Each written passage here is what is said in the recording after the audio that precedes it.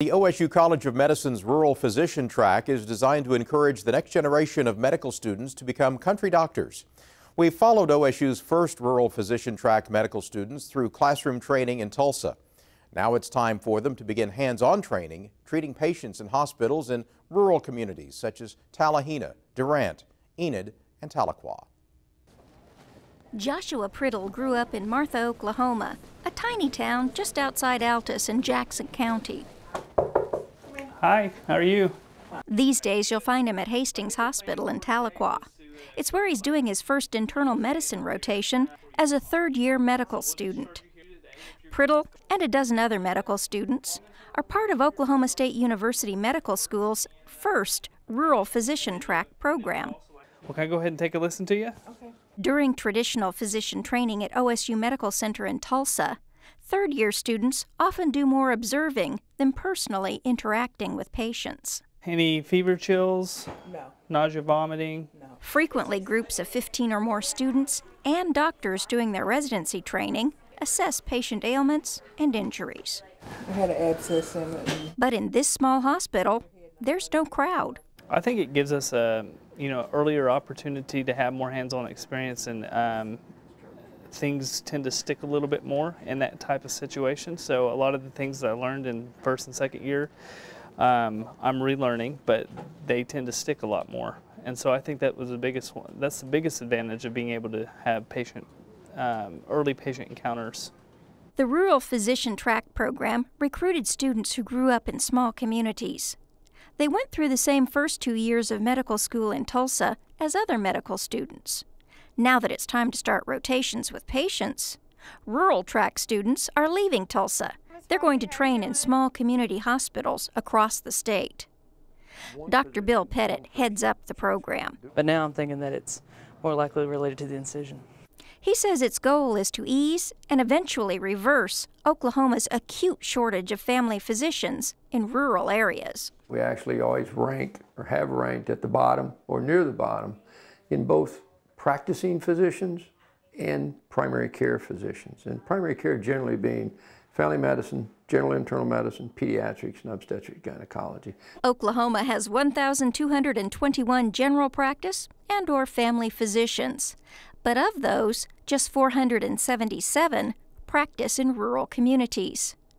The State Medical Board defines a rural area as non-suburban communities with less than 20,000 residents.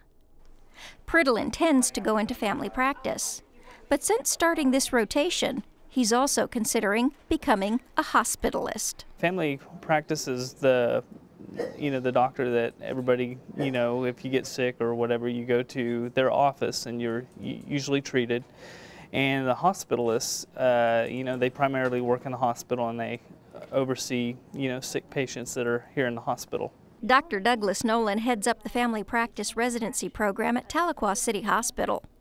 He says medical students frequently opt out of family medicine to pursue a specialty once they begin their third or fourth year training rotations. It's projected that there is going to be a large physician shortage, especially in primary care. Over the years, what's happened is after the students go through medical school, they get interested more and more. We're becoming more specialized. So what happens is they go into more and more specialties. It's actually more money, but those specialties are generally drawn to the larger areas. Therefore, there's more and more of a shortage for the rural areas for primary care.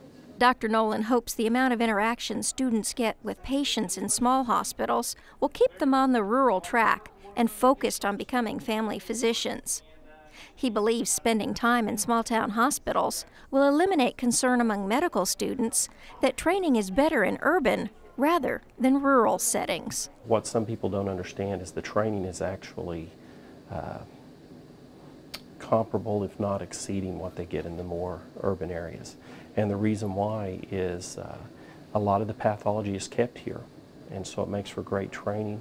We have the specialists that they do in the larger areas, but with more one-on-one teaching and more interaction with the patient, I think you're going to see a great benefit to the rural communities as we put more and more physicians there. After the first week was over, one of the respiratory therapists came up and said, hey, you want to do an extubation, which is basically removing a tube out of somebody. And they let me do that. And I didn't really expect to get to do that. They're not competing for the patients. Therefore, what happens is they get better one-on-one with the patients. They get to see what the standard of care is and actually be very integrated into the care of the patients. It allows more one-on-one teaching with the attending physicians. Actually makes for a much better experience. They also get to see things how it's done, where you need to take care of the patient more in the primary care role instead of referring everything to the specialist. So they actually get to be more of what they train to be, and that's to be a very competent primary care physician. And a primary care physician that wants to spend his or her career serving patients in small-town Oklahoma.